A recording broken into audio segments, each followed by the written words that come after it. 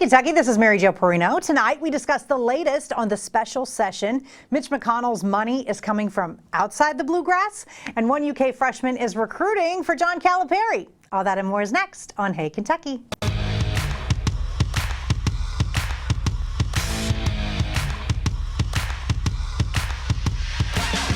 Welcome into Hey Kentucky, presented by Wendy's. I'm Mary Jo Perino. Chip Cosby is alongside me tonight. Chip, summer going well? Summer's going well. Always good to be in here with you, Mary Jo. It's almost over. I know, yeah. Let's not deal with that right now. All right, Governor Bevin's pension relief proposal narrowly passed the State House today after more than 3 hours of debate as a midsummer special legislative session continues.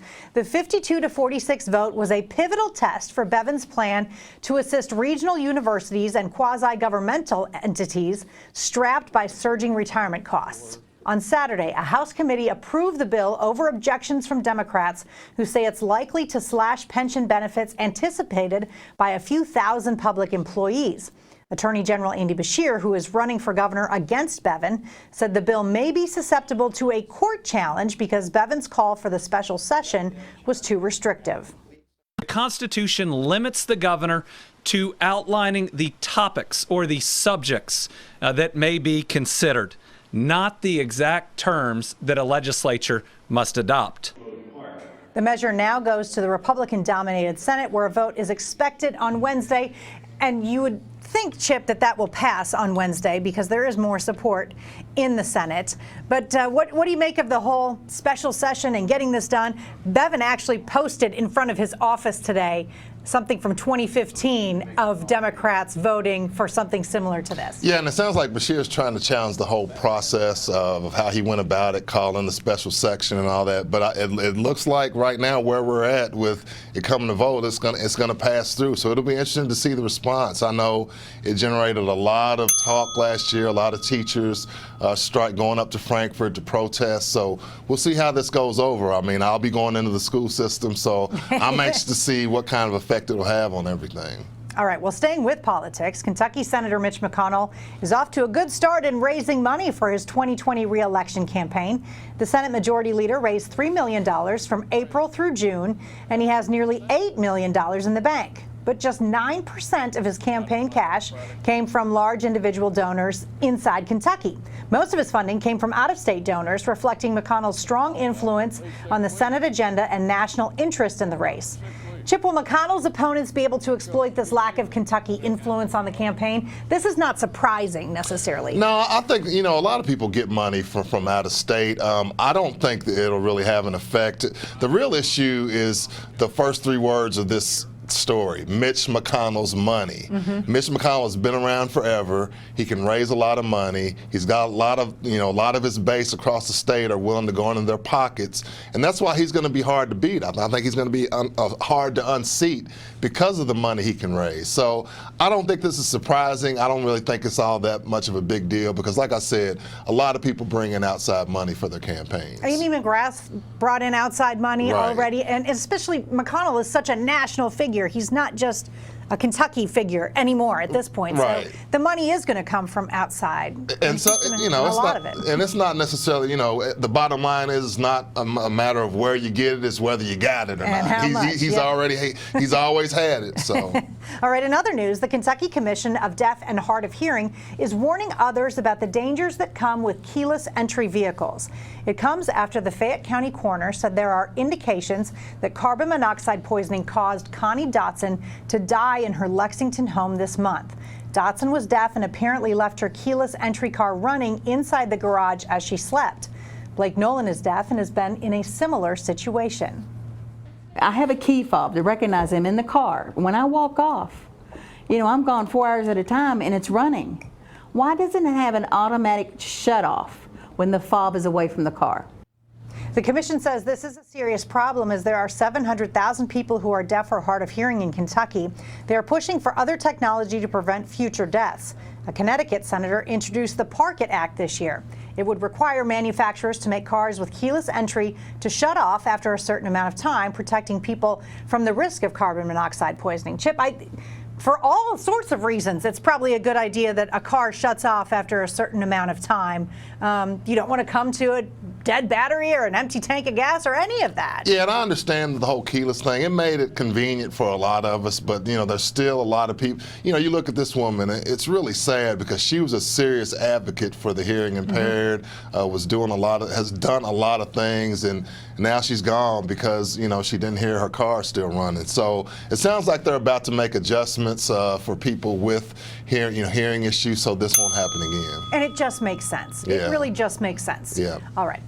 A recent federal case highlights the staggering number of pain pills blanketed across parts of Appalachia. A Martin County man who used to own a pharmacy in West Virginia is one of those charged in a conspiracy to improperly distribute millions of pain pills in areas hit hard by drug abuse. Samuel Ballingy faces federal charges along with members of a drug distribution company and one other pharmacy owner.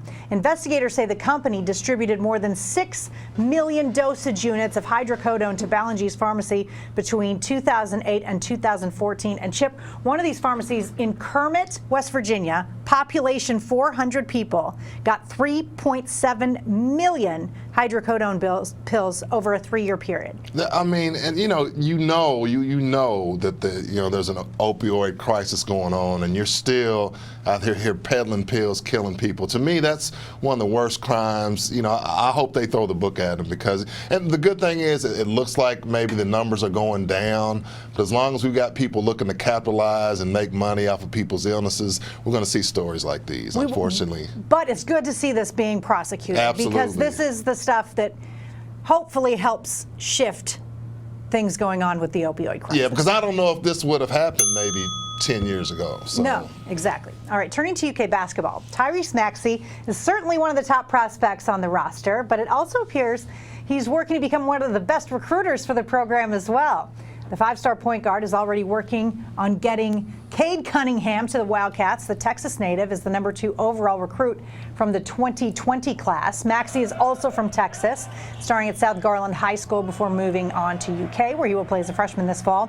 This isn't the first recruit that Maxie has set his sights on, Chip. It's a little reminiscent of some UK football players that are going out and using social media to try and attract these guys to come here. Tyrese has been doing the same thing. And I think Kentucky fans are going to love Tyrese Maxey. I mean, one of the things you hear about, the Cal errors, these guys come in and out. We don't get to know them. They're just worried about getting to the NBA. This is a kid who seems like he's got some personality. He's looking to help the team, help the program. So I think he's going to be one of those guys that really, he may only be here a year, but I think he's really going to stand out and make his presence felt. I think a quote from the Summer League between Tyler Hero and I can't remember who the other former player was. But they were talking, and they just said, "This Kentucky ish is real." Yeah, he's got it. Yeah, obviously. It's real. All right, now to our weekly feature on Hey Kentucky, the Red State Recap, brought to you by Red State Barbecue, with Memphis Sweet and Kentucky Small Batch sauces available in the Kentucky Proud section at Kroger. Senator Rand Paul is making headlines for a new role in international diplomacy. President Trump has called on the Kentuckian to negotiate with Iran over reducing tensions. Paul has long been a voice against foreign involvement and submitted legislation in March to bring home all troops in Afghanistan. Meanwhile, Governor Bevin's Jefferson County mansion is back in the news. Tax officials are set to take a second tour of the home as part of the long-running dispute between the governor and the county over whether it's assessed too low for tax purposes. Up next on Hey Kentucky, we go behind the scenes at a Pike County distillery. We get a look at a rich history that is involved at Dueling Barrels. Stay with us.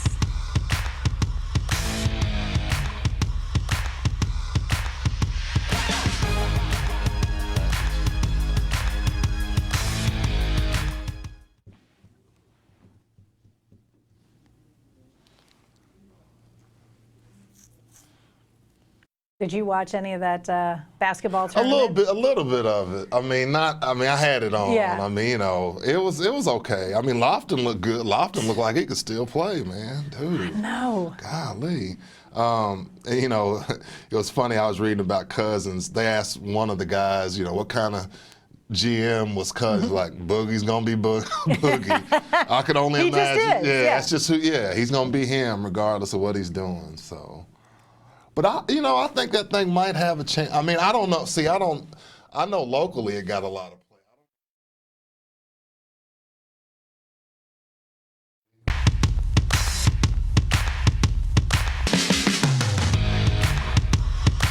Welcome back to Hey Kentucky. Last week, the show traveled to Pikeville, and while we were there, we got a look around a local distillery. Chris Tomlin shows us around Dueling Barrels. When we were visiting Pikeville, we could not get out of town without going to Dueling Barrels, Pikeville's own new bourbon distillery. And I'm here with Danny Branham. He's the general manager, master brewer, master distiller of Dueling Barrels. Danny, tell us a little bit about this place. Well, Alltech Dueling Barrels Brewery and Distillery opened just a year ago. We actually just had our first year anniversary and had a huge birthday bash out on 2nd Street.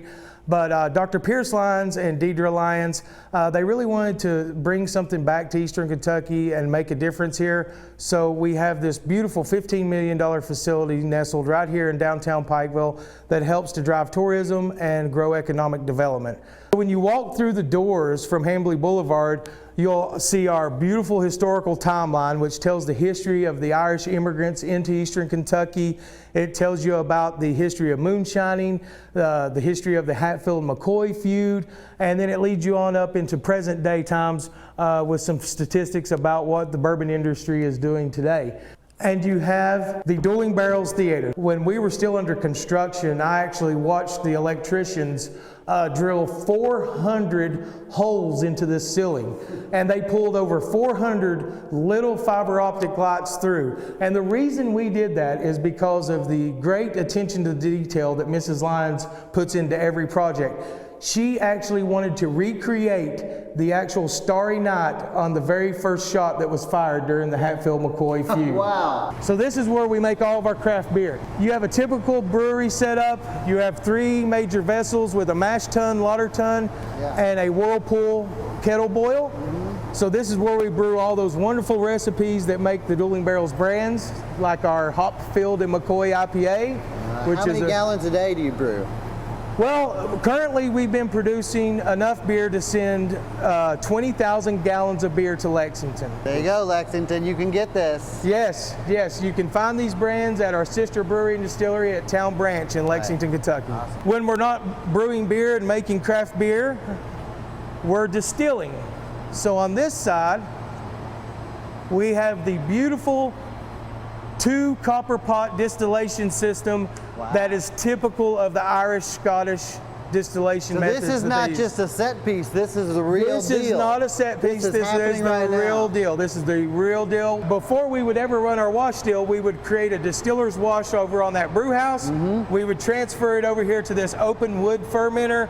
We would pitch our yeast, and during tours, our visitors and our customers get to see an active bubbling fermentation happening right here in the wood fermenters. Nice. Just like with any good tour, you get to end in the gift shop. So here's our beautifully decorated Tug Fork tasting bar and our Dueling Barrels gift shop. And you have the Hatfield and McCoy Yes. rifle and pistol over here too. So like I said before, you know, the historical component is a lot about what we do here. It's part of our story. And in doing so, we tell the Hatfield-McCoy story, and we have these beautiful, authentic Hatfield-McCoy guns on display, and we actually have the official peace treaty that was signed between the 2 families back in 2003, which officially ended the feud. Right, and that's the real deal, that it just ended in 2003. That's the real deal. Right. Yes, sir, it is. You are going to be an additional location on the Bourbon Trail. That's correct? exactly right. So we're currently just waiting for our first bourbon to finish aging. It has to age at least 2 years to be considered a bourbon. Once that comes out late 2020 or early 2021, we can then officially be on the Bourbon Trail. And what's really awesome about that is that we will be moving the Bourbon Trail literally 143 miles east of where it's currently located. Dueling Barrels here in Pikeville. Thank you when so you're much. down here, come visit. Thank you. Back to you in the studio, Mary Jo. Still ahead on Hey Kentucky, a game of fill in the blank. We'll cover several more topics, including a regional win for the basketball team led by former UK big man DeMarcus Cousins. Don't go away.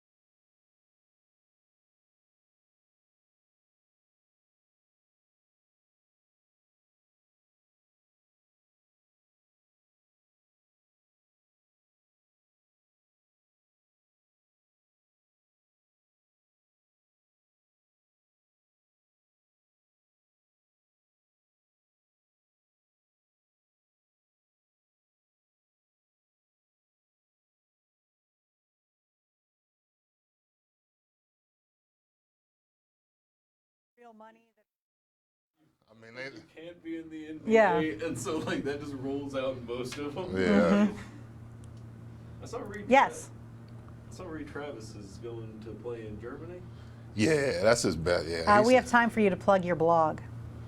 Oh, well, I had something else I was going to do. Oh, Uh-oh, here we go. what's this? My resume. You might want to test to hold it up, see if it reflects too much. What are you? A resume, just for shorter person, since Matt's Oh. no longer. Hey, that'd be fun. Okay. That'd be good. They said do your shtick at the end of the block. At the end, okay. Save your stick. Well, it means if I suck. Well, that means if I suck during doing this today, then it's not going to work. Yeah, did you see? Stevie Johnson commented on the greatest games thing. Oh yeah. I posted the other night with the, because I guess it was. Is the Stevie Get Loose game? And the Florida breaking the streak. And I can't remember.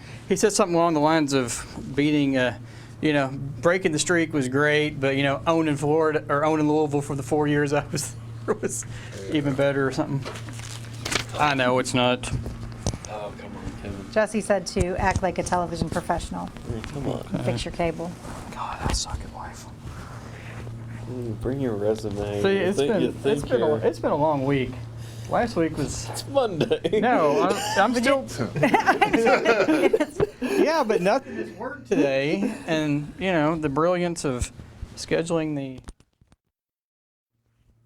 glass cleaners. Oh, the Like- window people. Yeah, like why couldn't you done that next week when you guys were on vacation? I mean, that would have been nice. So, but anyway, so he commented. I thought that was kind of cool. I think he followed me on the Twitter machine, which I thought was. I loved him. Yeah. That whole team. They played so many.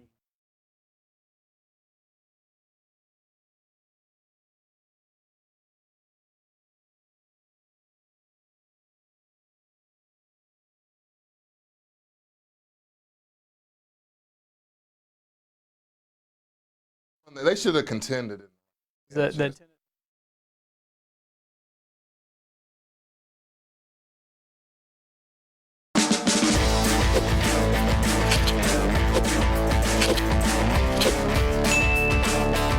Hey, Kentucky, time for a game of fill in the blank. We have help from one of our favorites, Kevin Crime Dog McGuffey. Thanks for being here, Kevin. What is up first? Yeah, there we go. Thanks for having me as always. All right. Police in 2 Kentucky counties have been investigating incidents of vandals striking at churches. In Casey County, 4 juveniles are accused of causing damage in the tens of thousands of dollars.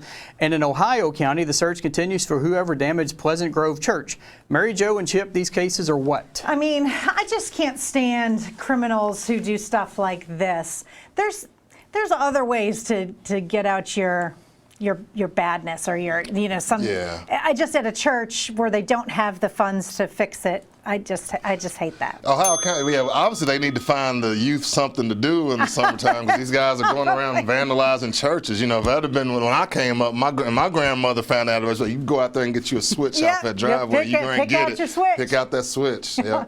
All right, Kevin, what's up next? All righty. The winner of last week's Barbasol Championship credits President Trump's putting advice for leading him to victory. Jim Herman, who used to work with Trump while working for him, golf with Trump while working for him, hosted the trophy yesterday after finishing with a 2-under at Keen Trace. This story is what? I mean, I think it's pretty cool. I'm obviously not a Donald Trump fan, but he was the pro at one of Trump's courses. Trump told him, listen, leave here and go pursue your career. And then he got a call from the President of the United States on Friday telling him how to putt. Well, Trump plays a lot of golf, so he's certainly qualified to give advice. But here's my thing. Whoop-de-damn, dude. Donald Trump, you want to impress me? Ease some of the racial tension that your rhetoric has caused. I'm not worried about no golf swing. That's just me. I don't know. All right. Crime Dog, what's up next? Alrighty. Former UK basketball star DeMarcus Cousins made sure to put a major stamp on his return to Lexington as the general manager of Team Loyalty is Love. Cousins' squad will head to Chicago as they advance into the 4th round of the basketball tournament after winning the regional at Douglas High School. This news is what? It's pretty cool. It was awesome to see Frederick Douglass High School on ESPN this weekend, watching it. And Cousins had the best team here, I really thought. Yeah, he's a personality. You know, I watched some of it, and I think this league it might have a chance. I mean, they've got enough quirky rules, and if they can keep some of these guys involved, I mean, I think it's got a chance to stick. He literally had the all-stars of Baylor. In Baylor history. Yeah, he got a good team together for sure. Bluegrass boys need to step it up. Yeah, boy. All right, Kevin, what's up next? 2 former Cats are headed overseas to play basketball. Reed Travis and Derek Willis just signed contracts in Germany's Pro League. Guys, this update is what? Well, I'm super happy for Derek Willis to get to go back over there. I think there's a spot in the NBA for Reed Travis. I might be being a homer here, Chip, but I really do. Well, he's a character guy. He's a hard worker. I mean, I'm not so sure he couldn't be on the end of somebody's bench, but this is a good start for him. And good for Derek Willis. I turned on a summer league game, and there he was. I didn't know what he was doing, but this helps Cal, too, because he can say, even if you come here and you don't make the league,